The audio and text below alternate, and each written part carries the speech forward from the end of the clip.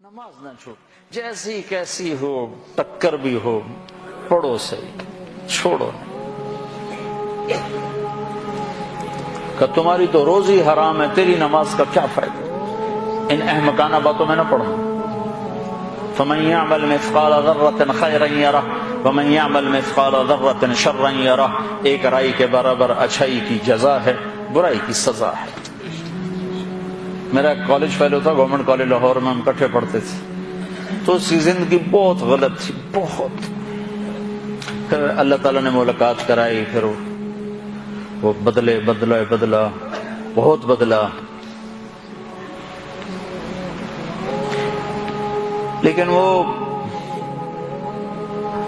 کبھی کبھی شراب پی لیتا تھا، وہ اس کی عادت نہیں چھوٹی، لیکن وہ چلا لگا تو نماز اس کی پکی ہو گئی۔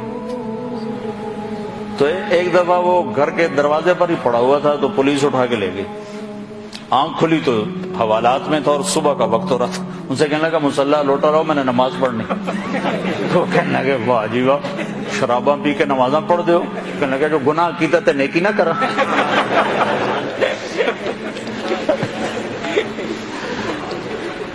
پھر اللہ تعالیٰ نے وہ بھی چھڑا دی، اللہ اس کی بخشش فرمائے، فوت ہو گیا۔